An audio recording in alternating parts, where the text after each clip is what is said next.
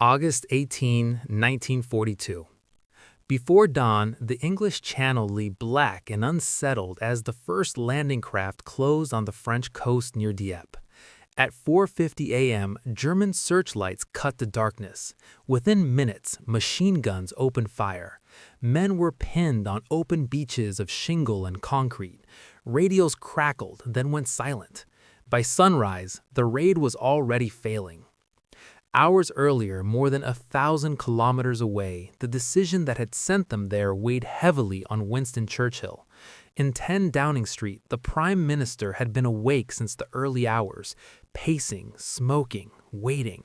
He had approved the operation knowing it would be costly. He had approved it because he believed Britain could no longer afford caution. Churchill was a man shaped by audacity and haunted by delay. By the summer of 1942, the British Empire was under relentless strain. Singapore had fallen, Rommel pressed in North Africa, the Soviet Union demanded a second front. The United States, newly at war, watched closely to see whether Britain still had the will to strike. Into this moment stepped Louis Mountbatten, young, confident, and convinced that surprise could substitute for superiority. Mountbatten argued that a sharp, violent blow against Hitler's Atlantic Wall would prove something essential, that German defenses could be cracked, that Allied forces could land on occupied Europe and survive. He spoke of momentum, he spoke of morale, he spoke of daring. Churchill listened. He always listened when boldness was in the room. The plan was dangerous by design. Nearly 6,100 men, most of them Canadian, would strike a heavily defended port head-on. Naval bombardment would be brief, air support limited.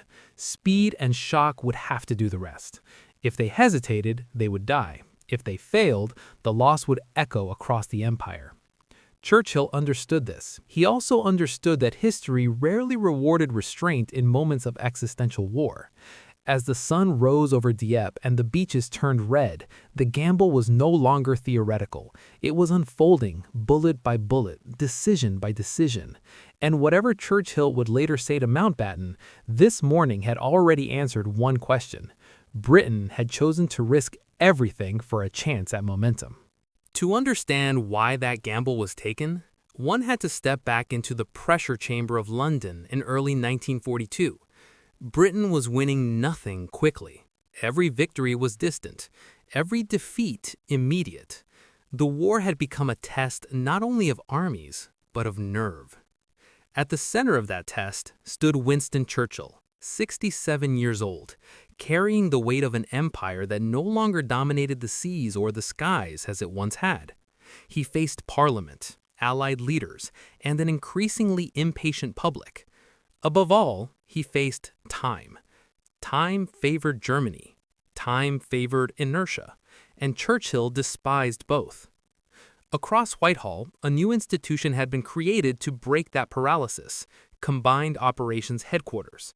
Its task was simple in theory and brutal in practice: to raid, to harass, to remind the enemy that no coastline was safe. Its chief was Louis Mountbatten, only 42, energetic, persuasive, and dangerously convincing. Mountbatten did not speak in abstractions. He brought maps, photographs, and certainty. He argued that limited raids had taught the wrong lessons. Small attacks, he said, allowed the Germans to adapt without fear. What was needed was scale, shock, a blow so public it could not be ignored. Churchill was receptive. He had learned, painfully, during the previous war, that hesitation could be fatal. He remembered Gallipoli, not only its failure, but its intent, the idea that a single audacious strike could change the geometry of a conflict. The Canadians, eager and untested, became the human instrument of that idea. More than 4,900 of them would land at Dieppe. They had trained for months without knowing where or why. Now they were told it was a proving ground, for themselves and for the future of the war. Warnings existed. Intelligence suggested strong German defenses. Senior officers questioned the lack of preliminary bombardment. But doubt arrived quietly, while momentum arrived with confidence. And confidence in wartime Britain carried weight. Churchill did not issue the order lightly. but he issued it decisively. In private, he accepted the cost. In public, he accepted the risk. What he could not accept was stagnation. By the time the landing craft left England's southern ports, the decision had hardened. The moment for reconsideration had passed, and history was already moving forward without permission. By mid-morning on August 19, 1942, the scale of the disaster could no longer be obscured. On the beaches below the cliffs, the shingle trapped men and machines alike. Churchill tanks, 58 of them, had been landed. Not one would escape. Their tracks spun uselessly against stone, while German artillery fired with clinical precision. German forces, elements of the 302nd Infantry Division, had not been surprised, they had been alerted. The brief naval bombardment had done little damage. The air battle above, involving nearly 1,000 aircraft, raged violently but inconclusively. Pilots of the Royal Air Force fought with determination, but they could not silence the guns overlooking the harbor. Communications collapsed. Units became isolated within minutes of landing. Officers were killed before issuing orders. Some men advanced yards, others not at all. By 11 a.m., the beaches were a killing ground. Across the channel, the reports arrived in fragments. Losses were heavy. Progress was limited. Extraction was under consideration. Each phrase carried a meaning no one wanted to say aloud. In London, the atmosphere shifted from anticipation to dread. The gamble had not produced shock, it had produced clarity. Clarity for the Germans and clarity for those now responsible. Mountbatten followed the updates obsessively. He understood what was happening. Surprise had failed. Speed had failed. What remained was a decision: reinforce or withdraw. To stay longer meant annihilation. To leave meant admitting failure. By early afternoon, evacuation began under fire. Destroyers closed the shore to pull men off the beaches. Many never reached them. Of the 6,086 Allied troops committed, 3,623 would be killed, wounded, or captured. Of the Canadians, more than half became casualties in a single day. In Germany, the reaction was immediate. Propaganda broadcasts spoke of victory and invincibility. Hitler ordered further fortification of the Atlantic Wall. Concrete thickened, guns multiplied. Any illusion of vulnerability vanished. This was the point of no return. The raid had not merely failed, it had taught the enemy exactly what to expect. And in London, one man now had to confront what that meant. The reckoning came quietly, not in Parliament, not before the press, but behind closed doors in London, where failure was measured without rhetoric. In the days following Dieppe, Winston Churchill summoned the Louis Mountbatten. There was no explosion of anger, no theatrical rebuke. Churchill did not need volume to assert authority. What mattered now was meaning. The Prime Minister had studied the casualty lists. He had read the after-action reports. He understood that what had been lost could not be recovered. Not the men, not the illusion, not the time. The raid had proven something, but not what Mountbatten had promised. Churchill spoke with the weight of finality. The raid, he said, had been a butcher's bill, but not a meaningless one.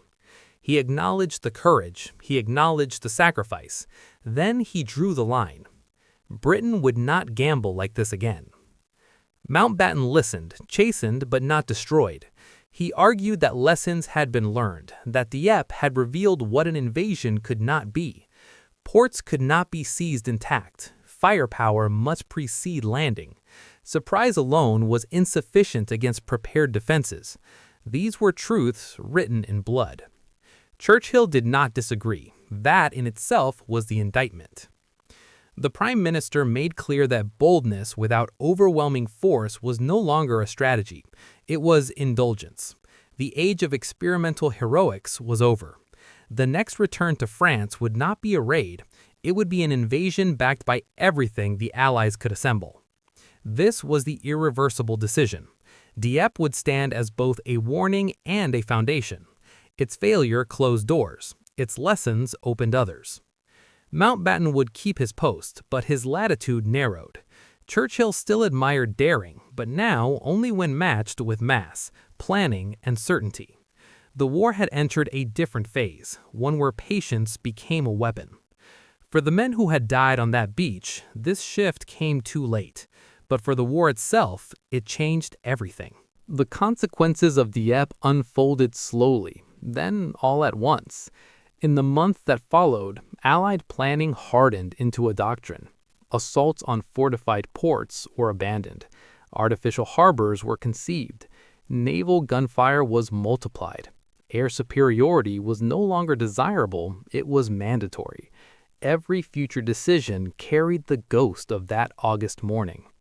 In Canada, the shock was profound. Entire towns felt the absence. Newspapers printed columns of names without commentary. The raid was spoken of carefully, almost reverently, as if silence itself were a form of respect. The cost had been paid in full, and there would be no refund. In Germany, confidence briefly swelled. The Atlantic Wall grew thicker, longer, and more expensive. Yet that confidence was deceptive. By forcing the enemy to fortify everywhere, Dieppe had spread German resources thin. What appeared to be strength was, in time, overextension.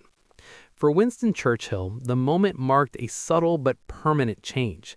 He remained a man of audacity, but not of impulse.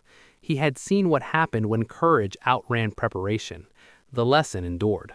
When Allied forces finally returned to France on June 6, 1944, they did not land at a port. They landed across open beaches, under overwhelming firepower, with a depth of planning measured in years, not weeks. The shadow of Dieppe lay across every decision. History would not remember the raid as a victory. It would remember it as necessity's cruelty, the price paid to learn how not to fail again. Empires rarely fall from one mistake, but they survive only when they learn which risks must never be repeated.